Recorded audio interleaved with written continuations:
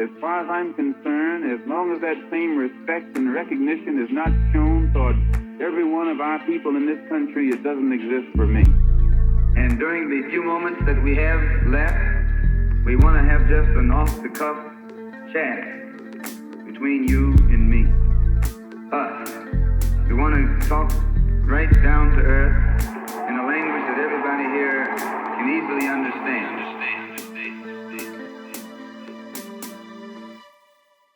Welcome back to another episode of The Malcolm Effect. Joining me today, it is an honor and privilege to be in conversation with my comrade and friend, Yara Shoufani. Before we get into anything, how are you doing in this incredibly difficult moment? Hey, Mamadou, it's good to be back. Thanks for having me on.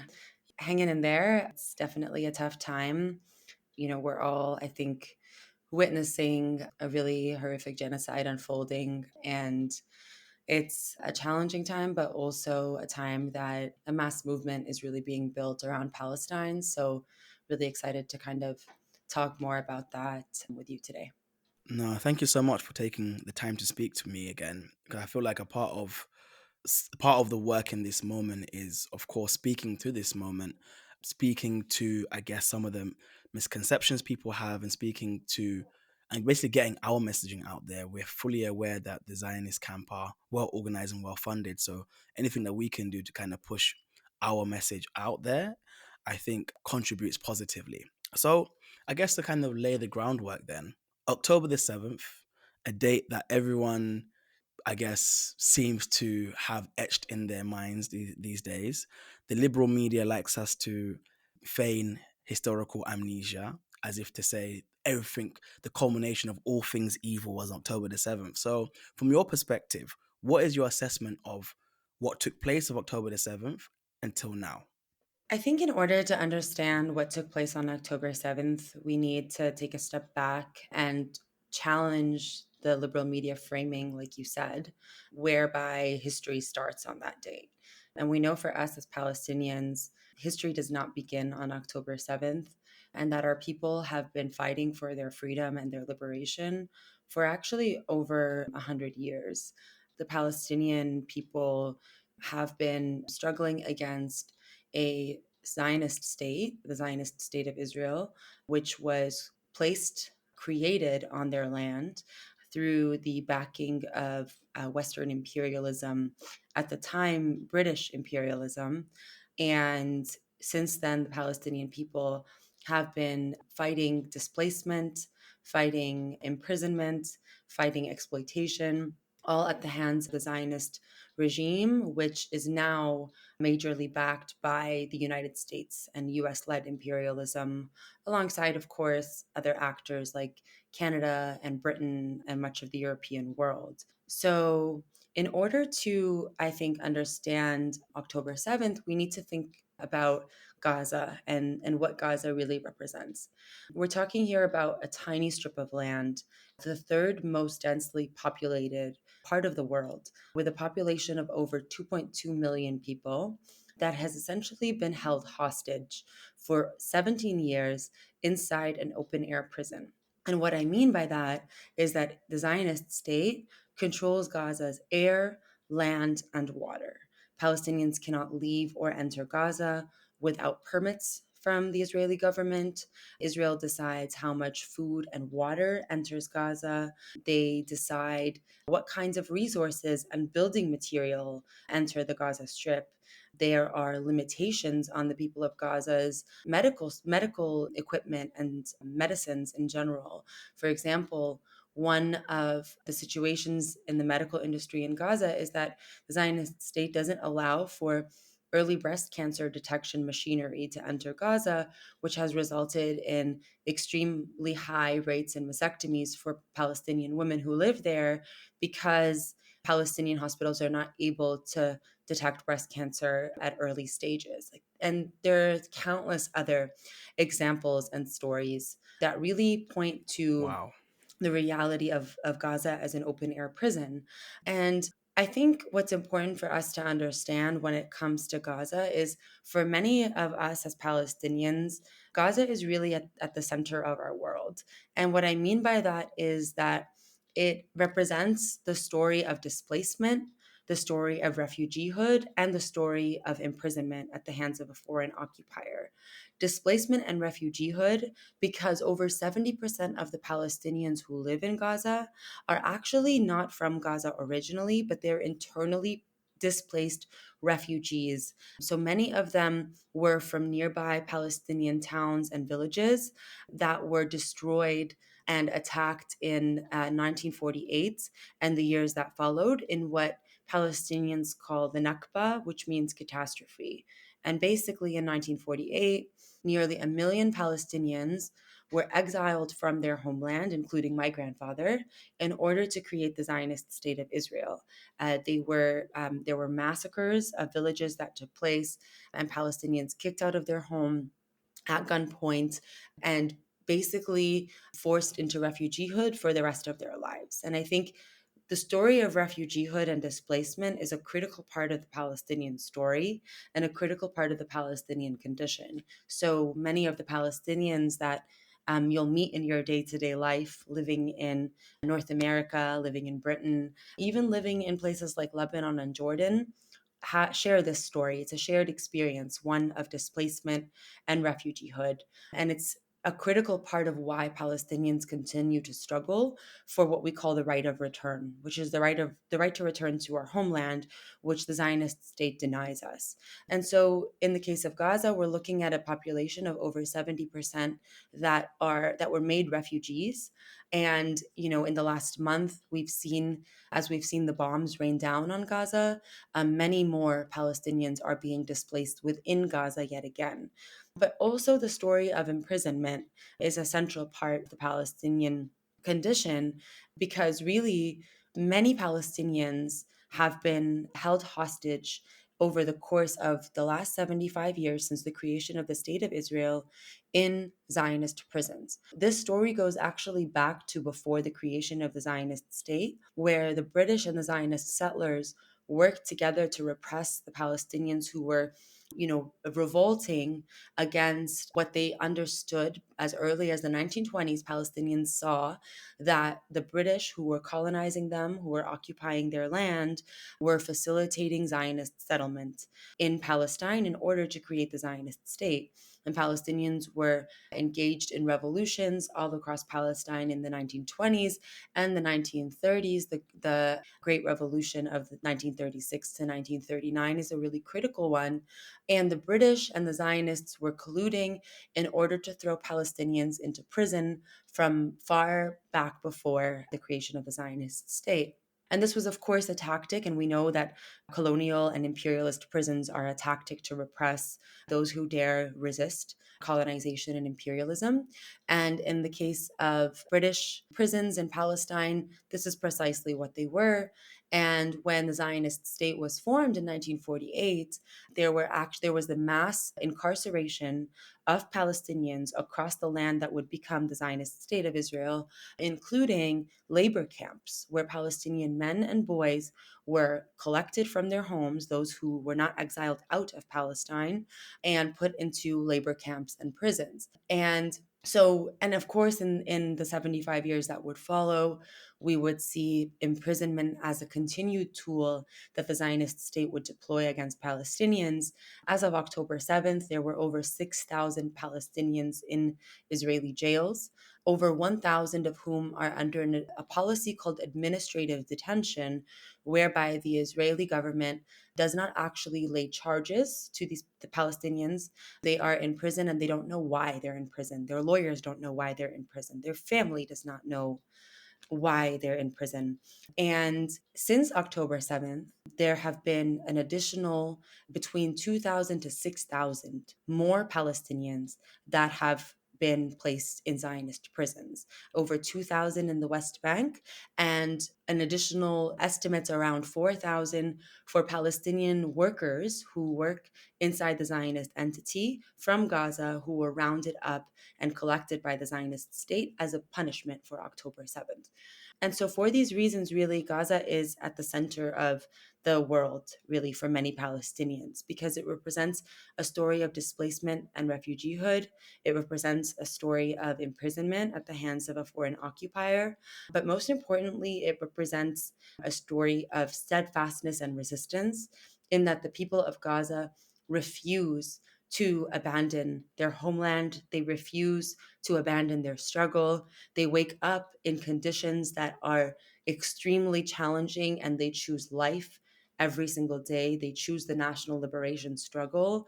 And for anybody who is concerned with anti imperialism, with anti colonialism, Gaza should be at the heart and center of your world too.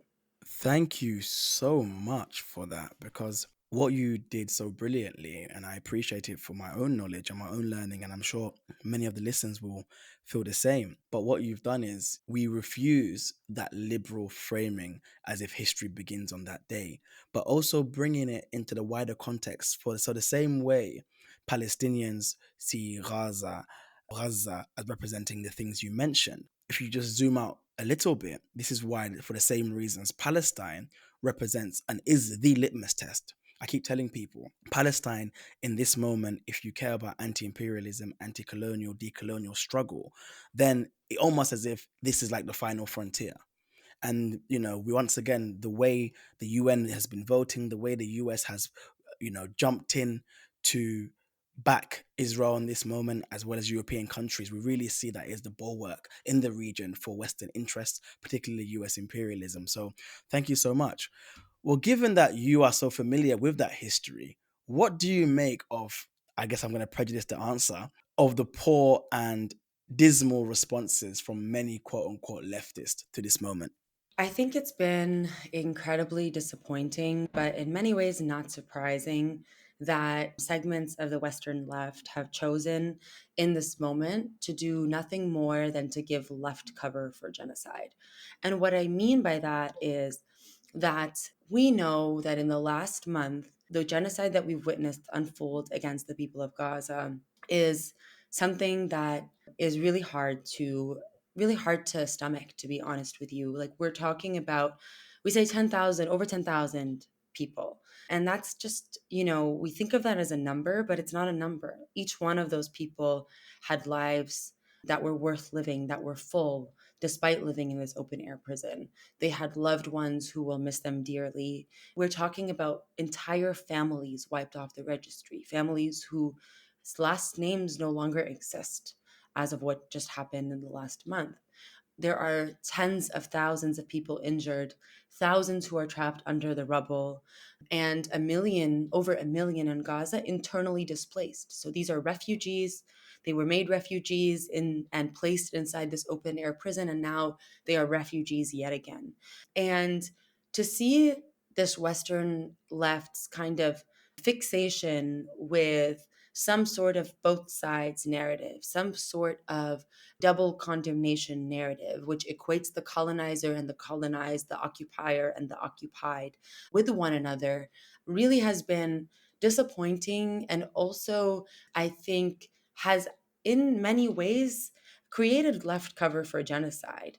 And, we know that there are segments of the Western left who really should not be called left to begin with, right? What we're talking about here are people who are certainly not interested in questions of national liberation. For them, socialism is a question, for example, in the United States, it's just a question of healthcare and better jobs and fair wages, right? I know sometimes these are referred to as more social democrats. And so for them, the question of national liberation, the question of imperialism and anti colonialism is clearly not central. But we also know that the people of Palestine, the struggle that they're fighting, is one of the most critical struggles in the fight against empire. And it has been for over 75 years. The Palestinian people, from as early as the 1920s, as I mentioned, articulated and understood that their enemy was not only Zionist settlement, but also British imperialism and also Arab reactionary forces that were colluding with British imperialism. And so from its earliest formations, we had this kind of articulation of Palestinian struggle that was at its heart anti-imperialist and anti-colonial. And this has continued, and we have seen time and time and time again the Palestinian struggle align itself with other revolutionary struggles. So a solidarity and internationalism with the struggle, for liberation in Vietnam or in Korea, the struggle in solidarity with the people of Cuba who are too fighting US-led imperialism. Palestinians have shown solidarity and been in solidarity with Black histories of Black struggle, dating all the way back to the Black Panther Party and even prior. And of course, more recent years, incredible amounts of internationalism and solidarity have been built between Black Americans and the Palestinian people. Palestinians have been in solidarity with Indigenous people who are fighting against colonialism in North America.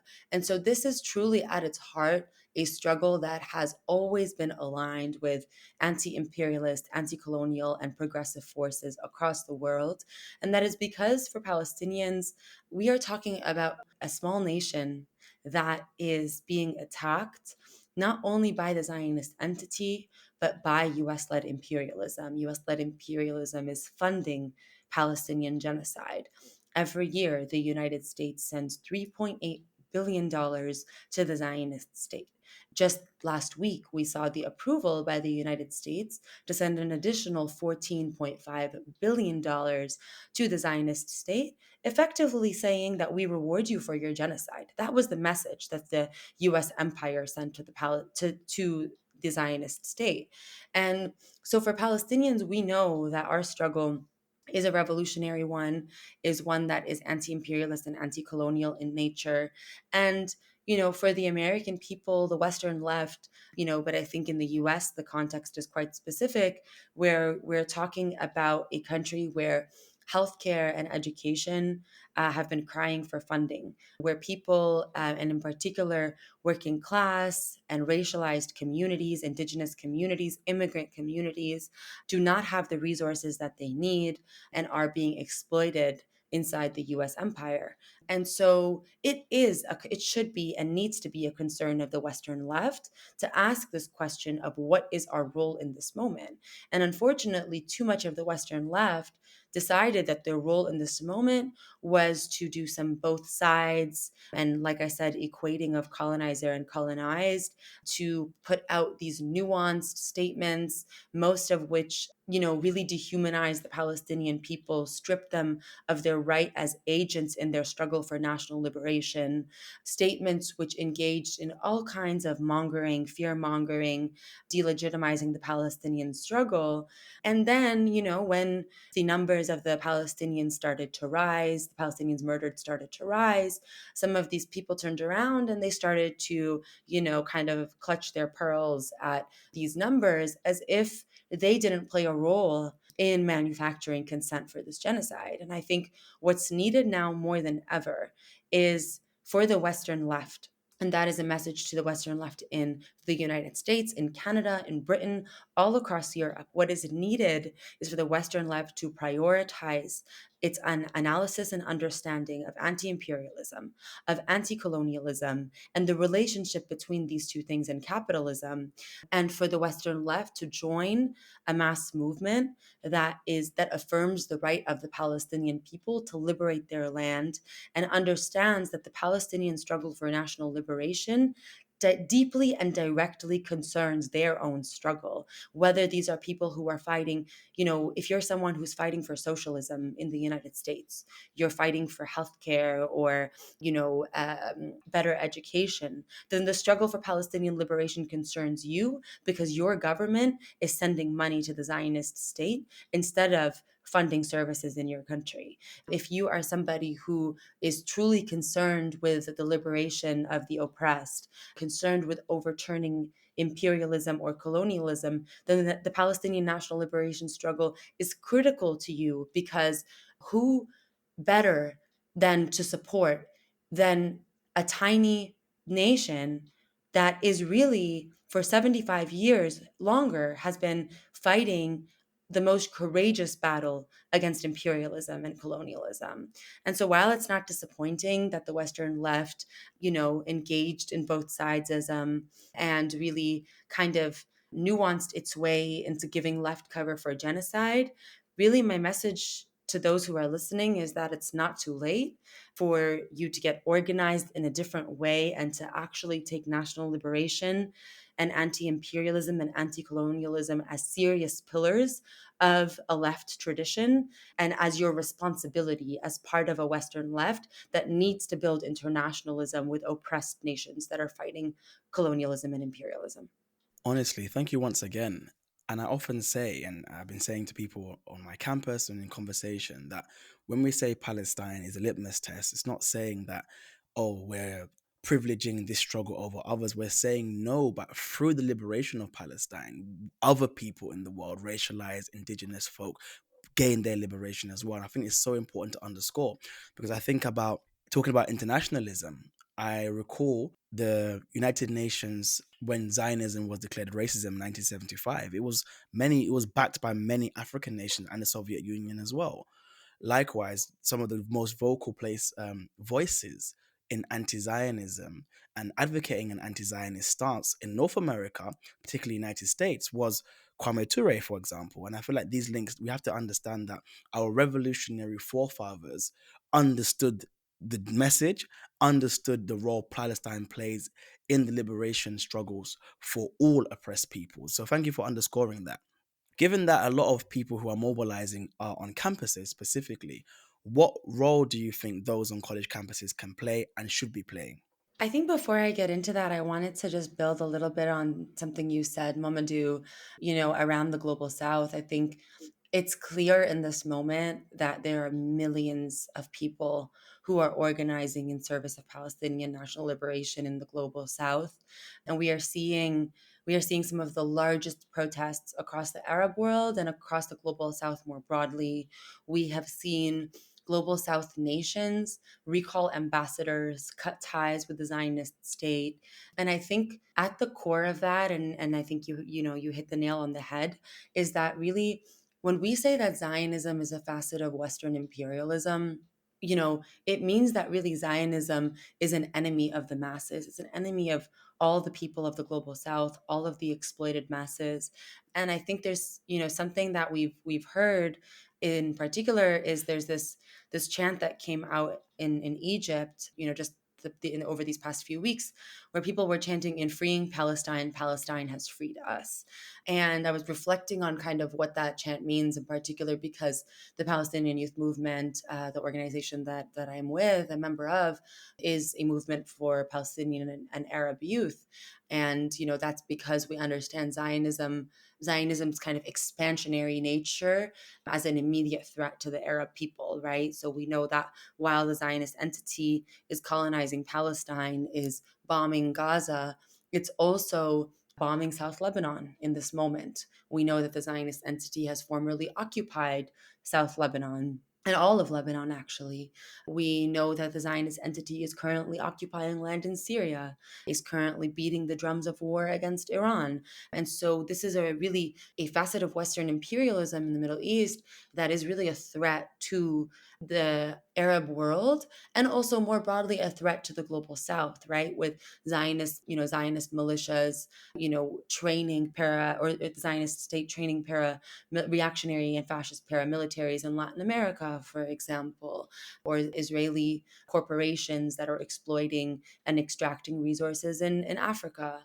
And, of course, we know the history of Zionist and US and Canada police state department. There's a training that takes place for police forces in these countries that is conducted by the Zionist state. So we understand this to be a really repressive force that is aligned with Western imperialism, US-led imperialism. But, when I think about this particular chant in freeing Palestine, Palestine has freed us, that arose in Egypt, I'm thinking, in the era that we're in, which is the era of normalization, right? Whereby Arab nations are either pursuing or contemplating normalization with the Zionist state, the normalizing of relations, the normalizing of business and trade, right? This is something that historically did not occur, but we know that the United Arab Emirates moved in this direction. Before this recent genocide, Saudi Arabia was exploring the concept of normalization. And so when we hear a chant like this, what we understand is that the Arab people stand actually against Zionism and imperialism, and they're not reflecting the positions of their governments and the direction of their governments. And I think, in this enchanting, or in this chant of "In freeing Palestine, Palestine has freed us," it shows us that, even in states that are ruled by US aligned governments, where revolutions are repressed, and that the struggle for Palestine is a struggle that unites us all and actually frees us all from the shackles of imperialism and colonialism. And it's really a reminder that there's a shared struggle in our people in fighting against Zionism, imperialism, and also, reactionary, I would say, Arab states who work in the interests of these forces, but also more broadly global South states that are working in the interests of these forces. And so I kind of just wanted to note that before shifting gears, just because I No, think it's thank you really so much for that. critical. Thank you. Yeah, and I think on the point around college campuses and university campuses, I think this is really a critical point because actually, universities are one of the most important places that the struggle has been unfolding. And this is historic, right? I'm trying to remember if it was Che or Fidel, who said something about, how the youth are revolutionary, like in their hearts, they're revolutionary. I think that, it's true that young people are particularly very revolutionary in nature. And when they go to universities, what they're faced with is a site of struggle, really. And it's a place to, many of the universities have direct investments with the Zionist state. Many of the universities seek to repress progressive organizing on campus, in particular Palestine organizing. And we know that Palestinians who go onto university campuses, and not just Palestinians, but our comrades from all walks of life, refuse to buckle to this repression and see the university as a critical place to organize. And there have been so many historic movements that have taken place on university campuses around Palestine. We know that university campuses and students on university campuses have really kind of fought around boycott, divestment, and sanctions movements, resolutions on their campus. I know for me, my entry into Palestine organizing was actually on my university campus. And so it's something that we've always really, a place that we've always seen to be a critical part of our people's struggle. And it's also super important because of the level of repression that we see. And it's why it's so, so critical for us to support the leadership of students on these campuses who are taking up and assuming their roles as agents of change, as people who have a historic role to play in disseminating education about Palestine. Many student organizations on these campuses spend so much time, putting together teach-ins, printing resources, and setting up tables and student centers to talk to people about Palestine. It's really a critical site of education. And we know that the education system that exists on these campuses is in the imperial core, is not an education system that is concerned with liberation, but yet we see Palestinian students and their comrades coming together with liberatory programs on campuses in order to organize people on Palestine. It's super critical for us to support student organizing in this moment, especially because what also exists on these campuses is major, major, major repression, both by university administrations, who sometimes are concerned about donors. Many of these campuses may have partnerships with Zionist institutions, and also Zionist institutions and organizations that exist on these campuses who are, doxing Palestinian students, who are smearing them in the media, who are really doing everything that they can to shut down the space for Palestinian organizing on campus.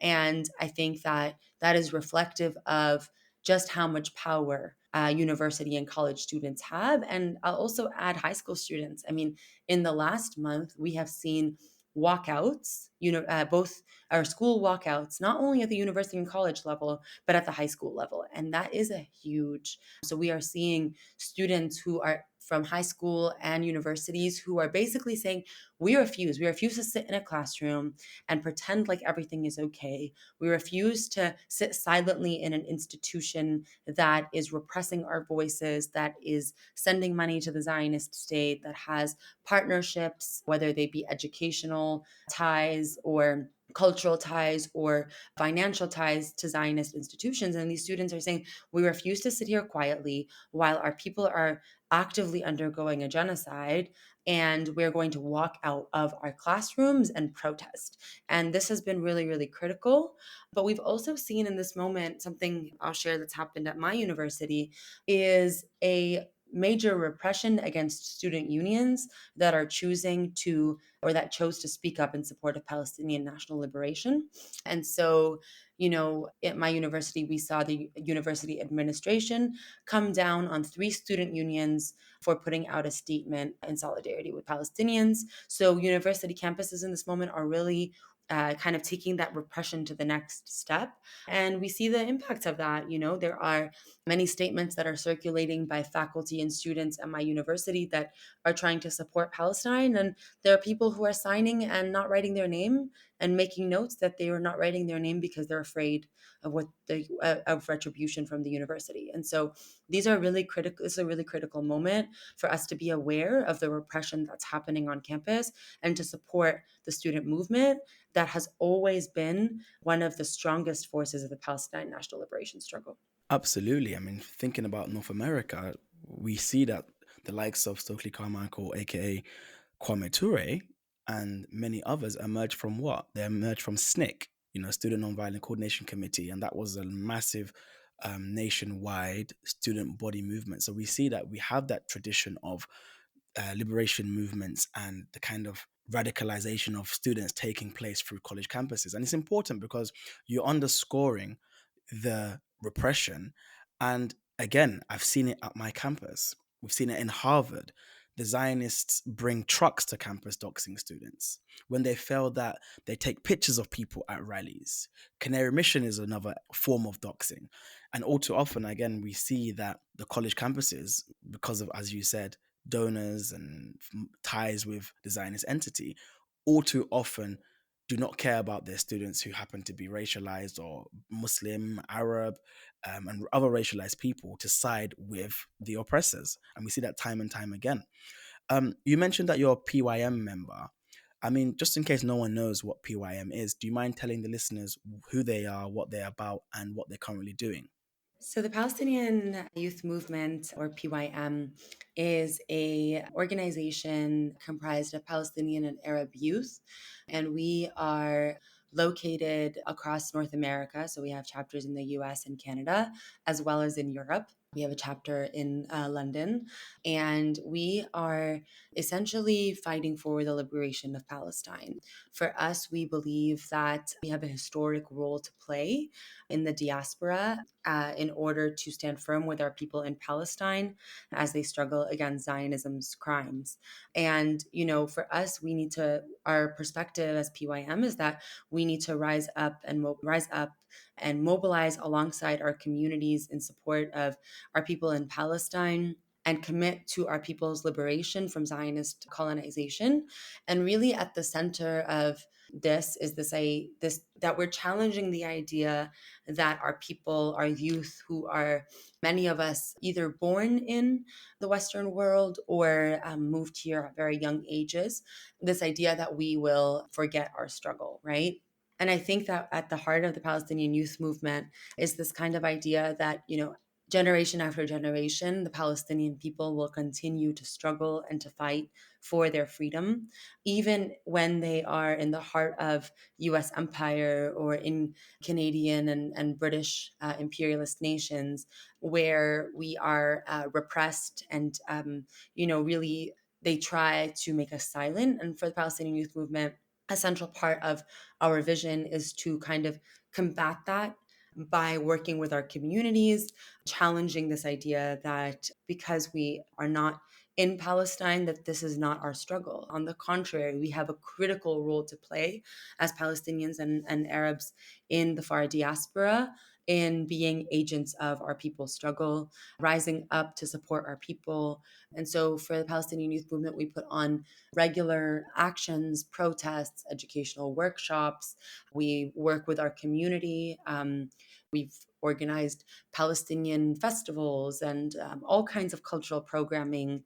And so, for us, really at the heart of this is this idea that just because we have been forced off of our homeland, just because we have been severed from Palestine, does not mean that we cannot, and that does not mean that we have forgotten, and rather we have responsibility to carry Palestine with us, to fight for it, particularly in the heart of empire, where we have a responsibility to play in service of our national liberation struggle. Thank you so much for that. And again, you underscored the point of maybe people feel a degree of separation, but quite movingly, at a protest we had, an elderly Arab woman said that the only thing or the only source of solace she finds in this moment is that with every bomb that Netanyahu continues to drop, all he's doing is creating another generation who are willing to fight for the liberation of Palestine. And I think that's absolutely true. So I guess as we're approaching the end, what can we do further to mobilize? The images that are emerging from Gaza are horrific and bring many people to tears, and they're quite emotionally charged, and a lot of the time people feel helpless. I often say we shouldn't feel helpless because the Palestinians are doing everything they can for their liberation, so we should be in solidarity and in support of that. But given that we're not in Gaza and we are in North America, we're facing these acts of repression. What can we do further to assist in this struggle? When we started this episode and you asked me how I was feeling, I told you I was feeling, of course, like this mixture of sadness and anger and grief, but also hope. And that hope actually comes from what I've been seeing over the course of the last month, which is clearly the building of a mass movement that is ready to fight for the liberation of Palestine. And so, kind of to add on that piece a little bit about the Palestinian Youth Movement, just this past weekend on November 4th, we called for an International Day of Action. And one of the protests that we organized was a march on Washington, D.C., on the White House, where we had over 300,000 people join us to march on the White House. Yeah, so in the belly of the beast, in the heart of empire, we were able to mobilize and bring together the largest Palestine protest in US history. And for me, that's huge, right? It shows us that the masses are with us, right? And that protest, it was we know where the United States empire stands. We know that the United States will continue to fund the Zionist state's genocide of our people. But what we also know is that we can and we have power through building a mass movement to challenge both Zionism and imperialism, to show our power, to organize. And I think that that's what we were able to do on November 4th, not only in Washington, D.C., but all across the world. There was also another protest in California with tens of thousands of people. In Canada, we had 3 historic protests, one in the Toronto area with over 50,000 people, one in Montreal with over 70,000 people, and another one in Ottawa. And all 3 broke the record of the largest protests in these areas on Palestine in history. And so what we're seeing here is we're seeing a watershed moment for the Palestinian national liberation struggle. We know that no colonial regime is able to sustain itself forever.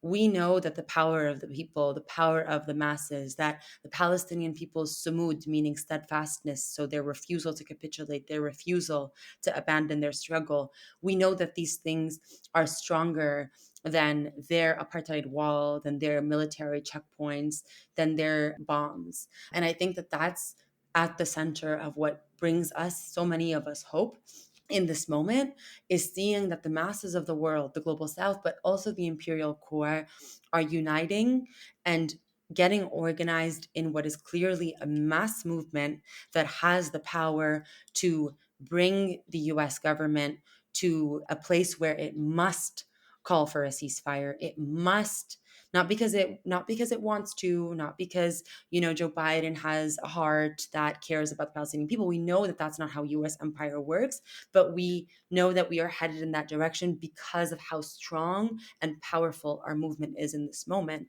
And one of the things that I think is super critical right now is that we see that this is a moment, this is a historic moment, but it's not just a moment. We know that we're going to keep organizing. Like, if there's a ceasefire tomorrow, we still have work to do. There will still be a siege on Gaza that we need to fight, that we need to break. There will still be the Palestinian struggle for national liberation, and that is something that we are wholeheartedly committed to, and we see the masses of the world joining us in that struggle. And I think that that's the thing that's the most, historic, right? The Zionist state's sort of illusion of being some kind of democracy in the Middle East, or some kind of, they say that they're one of the most moral armies in the world, right? And all of this is being exposed as a lie in this moment.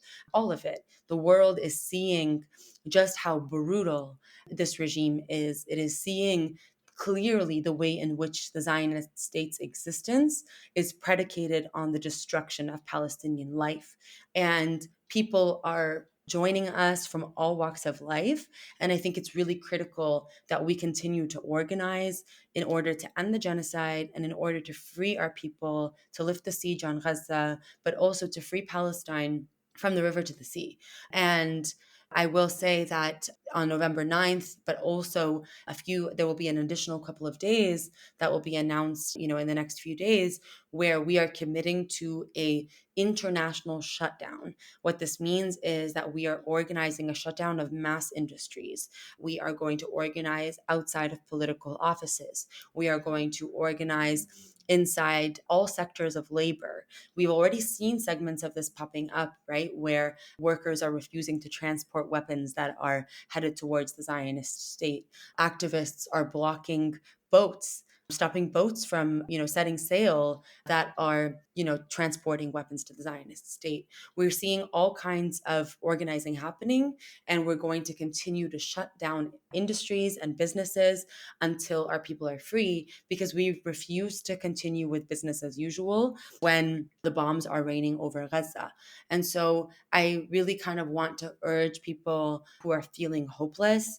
Certainly, we need to hold space for grief, right? Like I said earlier, we're talking about over 10,000 people who are family, their loved ones. They are, it's critical that we take a minute and we sit with the grief, we sit with the horror of what is taking place, what Zionism and imperialism are doing to our people. But it's even more critical that we look around and we see that there is a mass movement that is emerging in this moment, and that we will be victorious. I'll say really quickly, Mamadou, I've never stepped foot in Palestine. My grandfather was kicked out of his homeland in 1948 as a 16-year-old boy, and he would live most of his life as a refugee in Lebanon, faced displacement from one refugee camp in Lebanon to another, and he spent his whole life waiting to return home. And I am someone who's never stepped foot in Palestine, and although my grandfather will not be able to return to Palestine, or was not able to, the struggle that I'm fighting is my grandfather's struggle. We are talking here about a generation of people who is not going to abandon their national liberation struggle. And our sumud, our perseverance as Palestinians, our refusal to capitulate is one that that should show the world that we will be victorious. And that in and of itself should be a call for everybody who is not feeling hopeful in this moment to get organized, to join these mass protests, to stand on the right side of history, to join us in the shutting down of industries, to join us when we organize our school walkouts, to take part in this historic movement. And I think that in and of itself is one that is proof that our people will be victorious, because We know that all colonial empires fall, and it is critical that we hold that knowledge as we organize. We know that we are organizing because we know we will be victorious, because we know we stand on the right side of history and we have the masses of the world behind us. And I can't wait to eat shawarma and drink shai bin na'ana in the liberated Palestine with you, Yara, and all of us listening, God willing. Thank you once again. Until next time. Thank you so much.